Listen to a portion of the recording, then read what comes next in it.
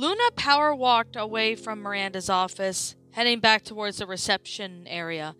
She didn't think Dr. Lopez's words would strike her such a chord in her usual rhythm. Yet she found herself cutting in her session short, marching down the hallway with a concerned look on her face. Her mind plagued with the antics of her siblings, and it was no question at the Loud House that the siblings tended to get into fights over the smallest and most trivial of things, such as the whole incident that got them into the situation in the first place. And it wasn't over yet, as pretty much it was over something petty. It was about the competition. Being in a family as big as the Louds, sibling rivalry was toned up to 11. Literally, Lori and Lenny sometimes argue about who's prettier. Lynn and Lucy had clashing personalities and tastes, so it's usually boiled down to just what subject was better. The twins spoke for themselves, and Luna did know that she and Luann didn't get along too well with their sister's corny puns, and the musician knew the comedian wasn't too fond of her loud music. The main outliners would be Lisa, Lincoln, and Lily varietied, for obvious reasons, pretty much. When Luna finally came down with the usual range of her family, she was surprised to see Luann looking like she cried her eyes out, with everyone else trying to console her. Lynn still looked a bit heated, though. "Okay, mind telling me what went down while I was in with the doc?" the 15-year-old asked. "Luann has bigger issues than we originally thought," Lucy stated. "Like what?" "I'm sure you quite know and are aware of the situation regarding April Fools, correct?" Lisa asked, to which she nodded. There is a particular reasoning for Luann's unhinged attitude towards the holiday. She's been the subject of harsh oppression during her rudimentary grade years, or layman's terms, bullying. "What?" Luna shouted in surprise. "Dude, why didn't you say you were being picked on? All of us could have helped you." "Like I already told everyone else, I was too afraid to come out and say it, Luna. I've been wanting to get back at my bullies since, but I ended up targeting my own family instead. Like that night you guys locked me up in the cage, it felt like the time I was stuck in the locker again." Luann then gazed at Luna, her red eyes clearly expressing the pain that she had already allowed to be set free. "No matter how many times I asked, I've even begged a couple times, and no one came to help me. Even if I asked you a couple of times sweetly, but I have no doubt you heard me through your headphones." Luna shifted uncomfortably in the spot. No, I hadn't. Granted, like the rest of the siblings, Luna had her reasons. They were tired of living in fear of Luann's pranks and wanted to make them take matters in their own hands. But hearing that the sister closest to them was bullied and they had to put her in a situation that reminded her of it, it tugged at her heartstrings hard. Whenever Luna goes to bed, she always has her favorite soundtracks blasting through her headphones. Even after the Sandman claims her, she could have did something to help her sister, yet she ignored her, forcing Luann to break herself through, caused the mayhem the very next day. "But I don't blame you, Luna. I made you all feel that way and I deserved it." "Actually, Luann, I think locking you in the cage was pretty harsh, even for us all. We could have just all talked to you if we asked," the musician suggested. "It wouldn't hurt to even try," Lenny added. "I doubt I'd listen, knowing my pranking nature," the comedian pointed out. Rita suddenly felt her phone vibrating in her pocket. Taking it out, it was her husband calling. "I'll be back, kids." The March got up from her seat as she answered the phone. If it was more bad news, she didn't want to make her girls feel any worse than they already did. These sessions with Dr. Lopez were becoming very more apparent eye-openers. However, even when she exited out of the room, the girls could still pick up bits of the conversation as she walked out of hearing range. "Hey, dear, how is he? Did he have another nightmare? Oh, God, well, did you tell him about where he's going to stay when he leaves the hospital?" Rita said as she walked further from the suit. "I don't think I want to know what kind of darkness our brother is dreaming when he falls asleep." "Without a doubt, it has to be about us," Lucy said solemnly. "That would be obvious since he smacked me with a food tray," Lynn stated. unconsciously rubbing her cheeks. "And why he freaked out when we visited him," Lola added. Lori looked back at Luna, who was still trying to console her roommate. It still seemed a bit odd that her 8th youngest sister's session didn't last longer than the previous one. In fact, she did manage to catch the look at the musician before she had announced her presence. "Luna," the brunette looked at the eldest blonde, "how did your session go?" "Well, she asked me what I like and what my vibes are with our bro and all." Luna paused, remembering what she had discussed with her sisters. "She brought up something that's a serious problem, well, to all of us." "What do you mean?" the 17-year-old asked. Looking around the room, Luna saw that the family was the only ones that were still there, but being in the private matter, she would have felt more comfortable discussing this in the van. However, their father took it to go visit Lincoln, so the spacious room would be suitable, as it seemed. "Does it feel like we act like this single-minded person at times?" The rocker questioned all of them. Lisa couldn't help but chuckle a little at the notion. "With our evident differences, intelligent, quotient, and variety personas, I find the notion to be highly unlikely. But I would like you to clarify our statement to dispel any confusion. When I was talking with Miss Lopez, I talked about some of the things that got into our fights, but she said she noticed the odd pattern that seemed to occur, sometimes centered around Lincoln." Lori raised an eyebrow, a hand in motion to make Luna pause. "If this is about how we ended up mentally scarring him, I literally don't want to repeat. We already feel crappy enough for what happened." "It's not about that, dude. It's just, do you think that sometimes we meddle too much on Lincoln's life?" Luna finally asked. The girls looked at each other, unsure of how to answer this. "Well, we're just trying to look out for his best interests, right?" Lenny stated. "And ours," Luna muttered. "And we do try to help him out when he goes out to hang out with Ronnie Ann," Lucy added. "And we do take care of him when he's hurt," Lana piped up. "Yeah, and first time we tried to help Ronnie Ann, he got punched in the face," Lori grimaced. "And now that I think of it, the application for a defibrillator unit was completely unnecessary when the only injury he suffered was a spasm of his left pollicle," Lisa stated. The other girls were confused, and they didn't know what type of body part she was referring to. "His thumb?" The collective chorus of O's sounded. "Not to mention, the time we had him a zombie brand since it was our fault for getting banned in the store," Lynn said. "We made it up to him, though," Lenny spoke. Luna cleared her throat, getting her attention. "That's what I was trying to get the doc at getting, dudes. You know Lincoln sometimes makes up these crazy schemes, right?" Everyone nodded. "So from what I realized, he does this because Lincoln knows what will happen if we find out. That's why he tries to be secretive. But at the end, we keep trying to get into his life and end up making the whole thing bust," Luna stated, counting out her fingers. "The sweet spot deal, van was trashed because of us fighting over it, the supermarket incident, we all wanted treats when Lincoln actually made a deal with Mom and just goofed off the moment when we got to the store, the whole pool issue, the time we kept distracting his tutor, and don't get me started on the time we fought over money, or the house looked worse than the down dump when we stopped doing our chores." "Luna," Luann stated. "Not done yet, sis. But there is also one time Luann, Lynn, and Lucy made him go to Sadie Hawkins' dance with 4 dates." "You actually guys really did that?" Lenny asked, quite shocked. "Well, he did lie to us about not being asked by Ronnie Ann," Lynn pointed out. "But that doesn't excuse the fact that it could have ended horribly for him," Luna retorted. Lori was growing impatient from all this. "Luna, what exactly are you getting from all of this?" "I'm saying that I think we should try and ride the gravy train from our bro's ideas for much to our own good.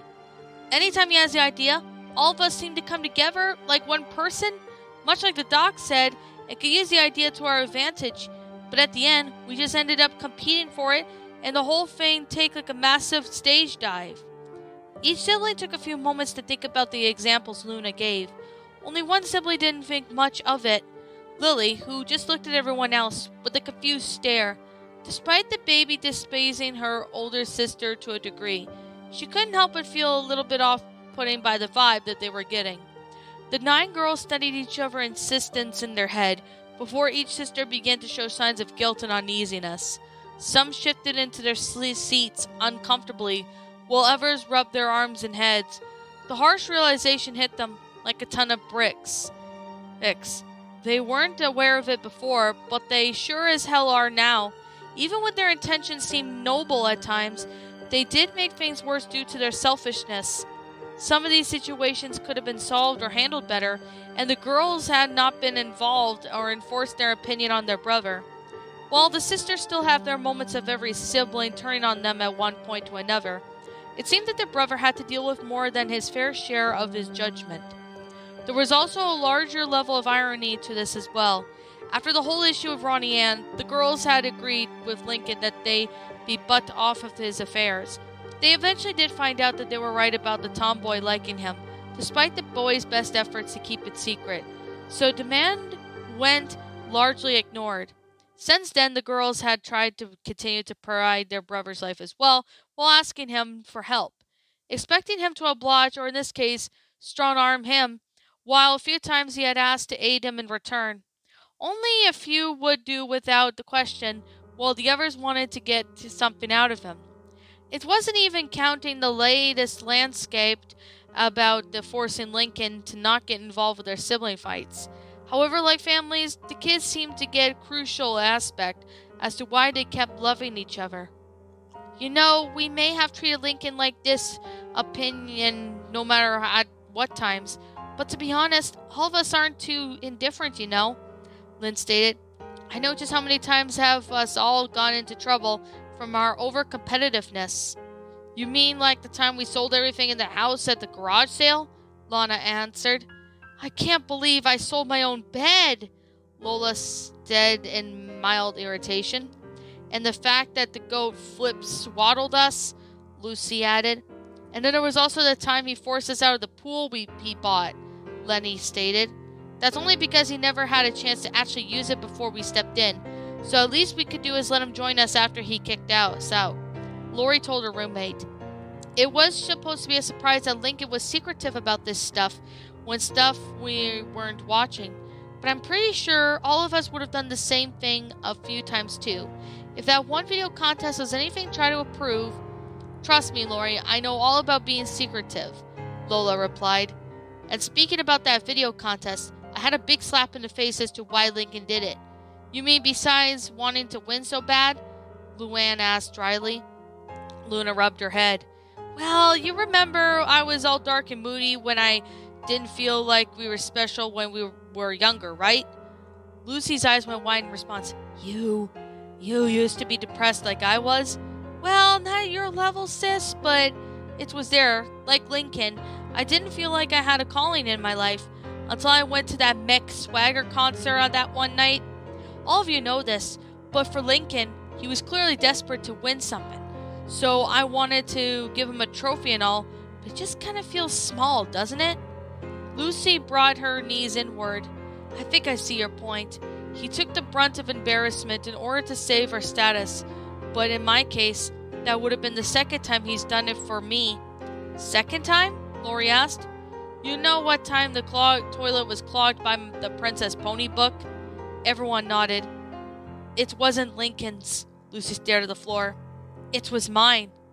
The silence in the room was so thick you couldn't hear the sound of ventilation in the room, which was on its lowest setting.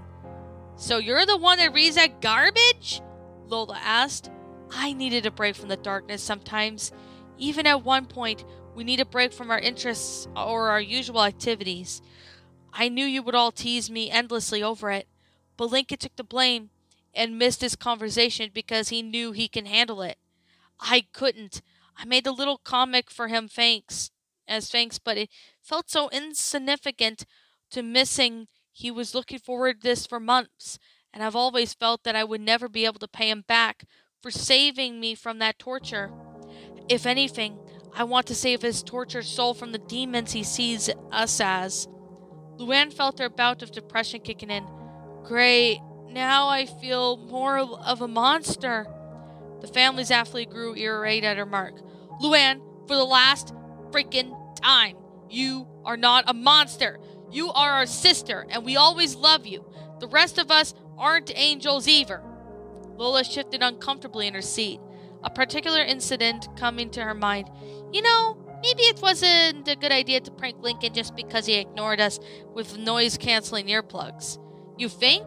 Came Lana's sarcastic comment. Look, I already apologized for that incident, and I got grounded from it since the roof was turned upside down. But, like I said before, if you informed me of what was going on, none of you would have suffered the severe case of tetanus. Lisa then folded her arms in annoyance. Luna shrugged. To be honest, it wasn't that bad. I get the rain in my ears all the time from jamming. That would explain your quick recovery. Remind me to check your auditory nerves and eardrums when we get the chance. The child prodigy ordered. The 15-year-old gave a small growl. My hearing is fine, Lisa. Getting back on topic, Lori interrupted. It was nice of Lincoln to play butler for us when we went to Scratchy Bottom last summer. Yeah, and it was because once again we competed against each other to try and convince him which place would be better, Len stated with clarity. Quite, we probably should have let our male sibling decide for himself, instead of trying to enforce him to sway on to one side. But because we were all thinking of ourselves, we didn't, the comedian said in a bummed tone. Aside from that, we've competed for the last present to give our parents whenever their anniversary comes up. Is the one trying to set up for one another is the only thing we ever do? And since I love competing, that's a lot coming from me, DeJacque explained. The girls didn't argue about that. It wouldn't have been that the reason why they had certain quirks, to stand out from each other. Luna's case was very evident, and being the family that many needed talented children. However, it wasn't uncommon at all the kids, Lincoln included, to end up being competed over some simplest things. Anything to earn that victory dance, just a few incidents. But once the competitive streak worn out, the kids would come together and finally manage to work things out. Remember the time we were looking for money? I'm surprised Mom and Dad didn't make us clean the entire house after we practically wrecked looking for clues, Luann stated. That's because the whole idea was your father's. A motherly voice spoke out. The kids had turned to see Rita, who was apparently finished with their phone call. He had set up clues for you all to work together for a change, which it worked, despite you kids needing to figure it out 3 times. But I had him clean the house, since it was his idea, and that money you found was his work bonus. Wow, I didn't see that coming, Lori commented. So, how long were you standing there, Mom? Lynn wondered. Enough to understand what the main subject is. Now, I would all agree with you need to learn a lesson multiple times before it finally becomes ingrained in your heads. But that's normal for many kids. What's important is that the lesson, it sticks, and trust me, most kids don't remember valuable life lessons. Rita chuckled a little. That reminds me of my high school days. There were so many preppy girls that never made it after high school because their lessons their parents gave them didn't stick, or just bad parenting. What happened to them after high school? Lenny asked. Oh, trust me, sweetie. You don't want to know. Okay, I remember the time Lincoln got us all chocolate and he put it in the cabinet. It was so sweet of him, the 16-year-old piped out. Lori nodded. Yeah, it was very nice of him. Lily babbled on something only for 2 of the sisters could understand. Yeah, it was the best chocolate, Lily, Luann told her. Chocolate? Wait, did you girls happen to get a Hershey's chocolate from the kitchen cabinets? Rita asked. Oh, that's where I found it, Lenny replied. The mother pinched the bridge of her nose. Girls, that chocolate was for Lincoln's school project. No wonder he smelled it like salt and vinegar when he came out of that home one time. All the girls in the room sat uncomfortable in silence, having received yet another piece of evidence from how they indirectly screwed things up for their brother. But that's in the past now, and nothing can be done about that. But I want you girls to promise 2 things. 1, since this was caused by everyone's bad-mouthing to each other behind their backs, no more secrets, please. And 2, try to get along with each other more. I know our current situation is bad, but I don't want our precious family to be completely broken from all this. Last thing we need to do is to be distant from each other, as it's really bad enough with Lincoln's condition. A small yet noticeable sound was heard, almost as if it was raspberry. The sudden change of smell indicated otherwise. Ah! Lynn waved her hand in front of her face. Was that your shoes, Lori? No, Luann, that was my rear. Lori gave a small smile. Nice, but it's still gross, the comedian added. Whatever. If I may to be so inclined, Mother, I have managed to hear part of your phone chat with Father before you walked away. Is everything okay with Lincoln? Lisa asked. No, sadly, he suffered another nightmare, and your father said Lincoln told him he feels that his night terrors are getting worse. I guess those sleeping pills they gave him aren't working too well, but Lincoln's well aware of the fact that he won't be coming home as soon as the hospital releases him. How did he react to that? Lola asked. Lynn said he was okay, I guess, Rita replied, not sure of what her husband meant by that. Even when we weren't around him, still making things worse, Lucy said in a sadder than usual tone. This may seem unfantasical, but I do wish I had my chemistry set. Maybe then I could make a pill that would induce zero brain function while he's asleep. However, there is a 77% chance that it may cause some worse side effects. The last thing I want to do is... Lisa stopped when she felt a small pair of hands slap her mouth shut. The 4-year-old looked up at Lily, who shook her head and gave an upset look. So sorry, I don't want to finish that thought either.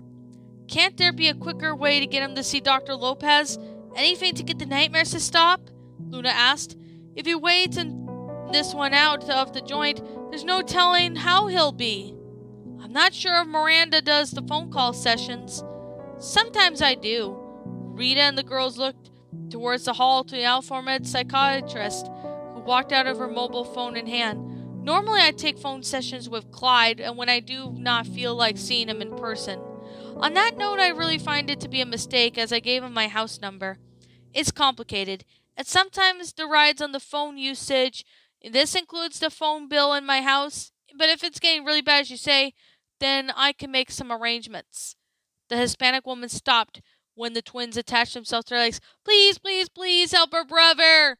They spoke in an illusion, putting up the biggest puppy dog eyes they had. They aren't that indifferent from each other, huh? Miranda smirked awkwardly.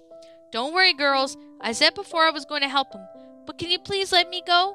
My legs are starting to lose their blood circulation, she asked in a kind tone.